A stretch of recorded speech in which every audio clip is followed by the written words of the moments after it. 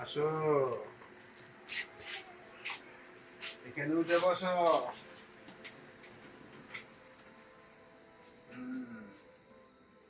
হুম, আমি যে কইছিলাম সুন্দর করে গোসল কইরা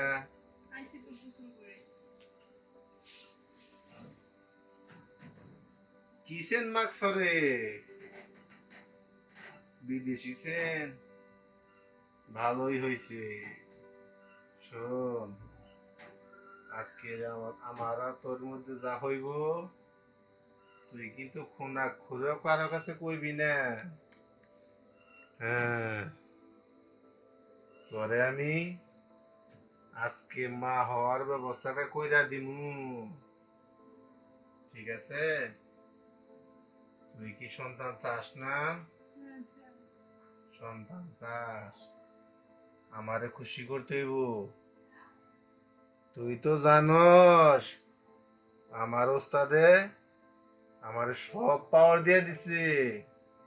এখন আমার উস্তাদ লাগবো না, আমি নিজেই উস্তাদ। তুই তো জানস সেই উস্তাদের কাজটা আজকে আমি পরীক্ষা করবো। আমি কেমন আমি কেমন কাজ করতে পারি। ঠিক আছে? তুই তুই কি তোর মনের অসম্মানিত কাজ করতেছ? না, আমার একটা বাচ্চার দরকার, আমি এই কারণে কাজ করব। তোর মুখটা এরকম শুকনো দেখা যাইতেছে কে? হ্যাঁ, ঠিক আছে, আমি কারো মন খারাপ দেখলে আমার আবার ওই রকম কাজের প্রতি ফিলিংস আহে না। বুঝতে পারতেছস? শোন, তোর স্বামী যেটা পারে নাই সেই দিয়ে আমি আজকে করমু। তোর কি কোনো বাধা দেওয়ার আছে? ঠিক আছে, তাহলে তুই প্রস্তুত? হ্যাঁ, শোন, তুই আমার দিকে ঘুরে বয়। হুম, পাটা সোজা কর। হ্যাঁ, তোর স্বামী কই গেছে? বাইরে গেছে। তুই কিন্তু যে কোনো কিছু বলবি না। শো, কাছে আয়। হ্যাঁ, শুয়া পর। শোন, এখানে আমি চিকিৎসা দেবো।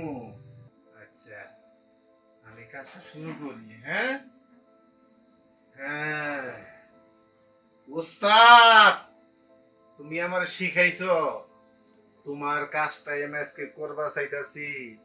তুমি কিন্তু অনেক খাইছো, অনেক মুরগি খাইছো।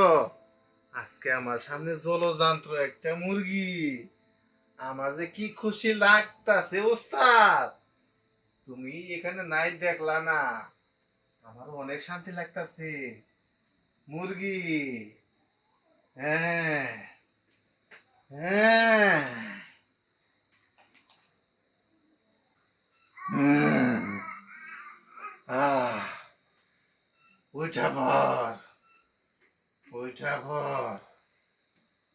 হুম, উস্তাদ কি পরিশ্রম করে গো, এই পরিশ্রমের মাঝে অনেক সুখ। তুমি কিন্তু টের পাও নাই, টের পাইছো কি আজকে বাচ্চা কিন্তু গেছে, আমি বুঝতে পারছি।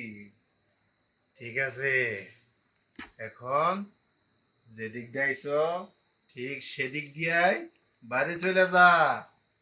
জামাইরে গিয়া কিন্তু কখনোই কইবি না। আর শোন, তোর যখন বাচ্চার বয়স 3 মাস হইব তখন কিন্তু বাবার দরবারে আবার আসবি। আর আসার সময় তোর স্বামীরে 5 কেজি মিষ্টি নিয়ে এবার করবি।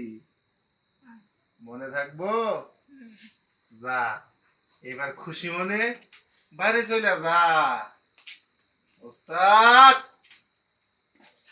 ওস্তাদ, আমি সফল। আমি